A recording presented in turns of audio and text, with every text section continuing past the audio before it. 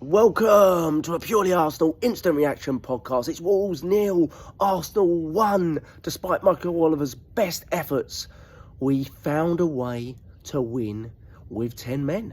And of course, Wolves were down to 10 men at that time at all, but we'll forget about that. Should we go into the lineup a little bit? So happy after that win because I didn't see it coming at 0-0 and at half time for obvious reasons, which we'll get into. But Marino was out, Odegaard was sick. Marino picks up a lot of knocks for such a dual monster, doesn't he? I think I said that a few weeks ago, but he really does. Let's hope he overcomes all of it. Odegaard was sick.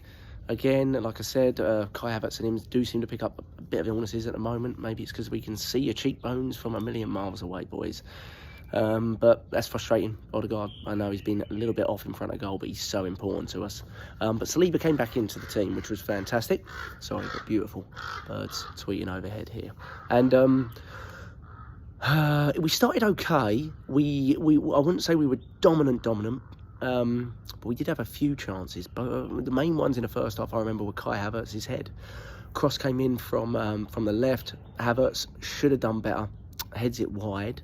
But it's a hard header. He's being put under a lot of pressure. The second one from a great move with Trossard down the left, I think he has to score it. But it's a point-blank save from Jose Sarr. You could say he should have us put in a corner. He gets good connection on it. It's a little bit unlucky, to be honest, but should be scoring from there. Then the incident. This is the most disgraceful red card you'll see since Michael Oliver's last one at Wolves against Arsenal, surprisingly enough. Make of that what you will. Lewis Kelly, clearly intentional foul, stopping an attack. You see it all the time in games, and it's a booking. To brandish a red card like that so quickly is an absolute disgrace, and it's exactly what I expect from Michael Oliver. And I don't know how he's still allowed to ref our games. I really have no idea.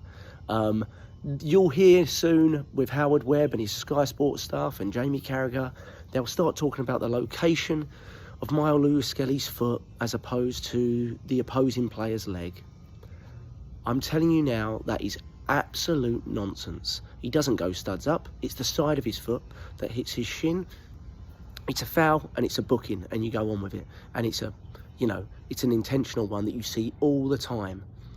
To give a red card and a free game ban for that is an absolute disgrace.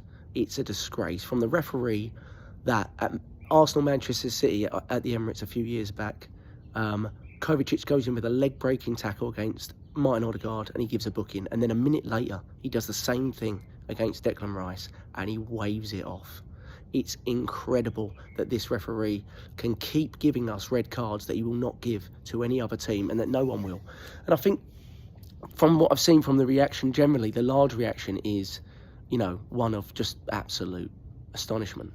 And that will change over the next coming days. They'll try to justify it. They'll release the VAR audio. We've seen it all before with the Rice incident. They'll try to justify it and they'll act like this is the referee had no choice. A minute later in this game, Andre, who's on a booking, fouls Declan Rice on the edge of the box, I believe. No second yellow. The second yellow they give to Wolves, to João Gomez, is a 10 times worse tackle than Miles Skelly's. It's over the ball, studs up, top of the shin. Gives up second yellow, booking, no straight red. Michael Oliver is a disgrace, an absolute disgrace. And I have to say, at that point, I had a real worry. Because we've not shown ourselves to be able to play with 10 men. I thought we came out in the second half and we looked really good. At the start, we looked really good, and then they came back into the game.